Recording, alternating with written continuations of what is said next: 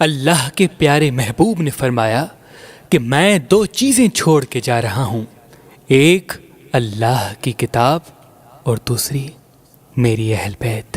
افسوس تو یہ ہے کہ انسان نہ قرآن کی اہمیت کو جان سکے نہ آل رسول کو۔ قرآن کو بند کر کے دیواروں پہ سجا دیا اور صرف قسموں اور رسموں تک محدود کر دیا، اور آل رسول کا خون کبھی بیابانوں میں بہتا ہے تو کبھی ان کے سر مبارک نیزوں پہ سوار ہوتے ہیں، کبھی آل رسول کی بیٹیوں کو بازار میں پھرایا جاتا ہے تو کبھی آل رسول کی لاشوں پر گھوڑے دوڑائے جاتے ہیں۔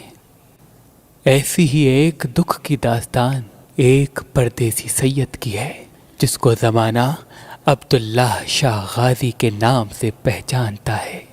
ہند و سندھ میں جتنے بھی سید و سادات کے مزارات پائے جاتے ہیں ان میں سب سے قریب تر حضرت عبداللہ شاہ غازی ہیں۔ تاریخ نے شجرائے عبداللہ اپنے دامن میں کچھ یوں لکھا ہے: حضور پاک صلی اللہ علیہ وآلہ وسلم نے اپنی بیٹی فاطمہ کا رشتہ علی سے کیا، ان سے دو بیٹے ہوئے حسن و حسین جو جنت کے جوانوں کے سردار ہیں۔ امام حسین علیہ السلام کی بیٹی ہوئی بی بی فاطمہ صغریٰ سلام اللہ علیہا، اور امام حسن علیہ السلام کا بیٹا ہوا جس کا نام حسن مثنیٰ تھا۔ تو امام حسن علیہ السلام کے بیٹے مثنیٰ اور بی بی فاطمہ صغریٰ کی شادی ہوئی، ان سے بیٹا ہوا حضرت عبداللہ، اور ان کا بیٹا ہوا محمد، اور ان کا بیٹا ہوا حضرت عبداللہ شاہ غازی، جنہوں نے اپنے مبارک قدموں سے ہند و سندھ کی دھرتی کو فیض بخشا۔ آپ کی ولادت 98 ہجری مدینہ پاک میں ہوئی، اور حضور صلی اللہ علیہ وآلہ وسلم کے روزے کے سائے میں ہی آپ بڑے ہوئے، اور دین حق کی تعلیمات امام محمد باقر اور امام جعفر صادق علیہ السلام سے لیتے رہے۔ آپ عمر میں حضرت امام جعفر صادق علیہ السلام سے 15 سال چھوٹے تھے۔ حضرت امام محمد باقر علیہ السلام کی شہادت کے وقت آپ کی عمر مبارک 17 سال تھی۔ آپ کی ولادت سے تقریباً 3 سال پہلے حضرت امام زین العابدین نے شہادت پائی تھی، اور آپ حضرت امام موسیٰ کاظم علیہ السلام سے تقریباً 30 سال بڑے تھے۔ آپ نے ملوکیت بنو امیہ میں آنکھ کھولی اور زمانہ بنو عباس اپنے عروج کو جاتا رہا۔ جیسے جیسے عباسی خلفاء اپنی حکومت کی بنیاد مضبوط کرتے گئے، ویسے ویسے آل محمد پہ ظلم و ستم اور ان کو قتل کرتے گئے، کیونکہ وہ یہ سمجھتے تھے کہ حکومت ہماری، پیسے ہمارے، فوج ہماری، لیکن لوگ ان پھٹے اور پرانے کپڑے پہننے والے سیدوں کی عزت کیوں کرتے ہیں؟ یہاں تک کہ سادات کا حجاز میں رہنا محال ہو گیا۔ آل رسول مختلف ممالک کی طرف ہجرت کرتے گئے، اور یوں حضرت عبداللہ شاہ غازی اپنے مبارک قدم لے کے سندھ کی طرف رواں ہوئے۔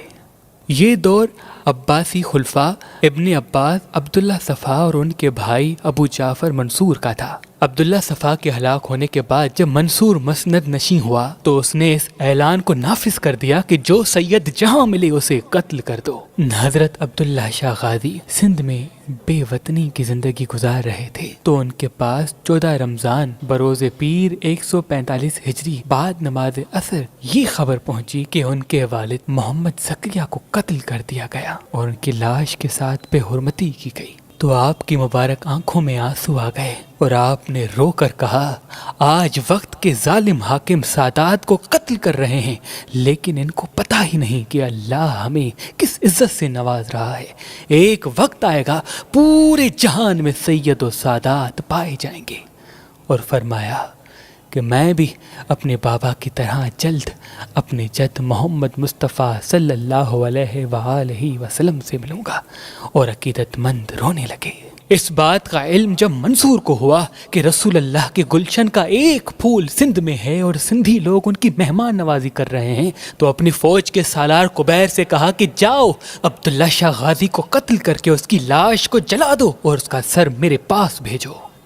اور یہاں سندھ میں عبداللہ شاہ غازی اللہ کے ذکر میں مصروف عمل تھے، دن رات لوگوں کو درس اخلاق دیتے رہتے تھے۔ بالآخر فوج منصور اس سید کو قتل کرنے کے ارادے سے آ پہنچی اور آل رسول کا یہ چراغ بھی بجھا دیا۔ بہت کوششوں کے بعد سندھ کے گورنر حشام نے آپ کے جسم کی توہین نہیں کرنے دی اور رات کی تاریکی میں آپ کے جسم مبارک کو جس جگہ آپ چلا کیا کرتے تھے اسی پہاڑی میں تدفین کر دیا۔ یہ حادثہ ذوالحج 151 ہجری میں پیش آیا۔ سلام ہو اللہ کے ولی حضرت عبداللہ شاہ غازی پر، حضرت عبداللہ شاہ غازی پر، حضرت عبداللہ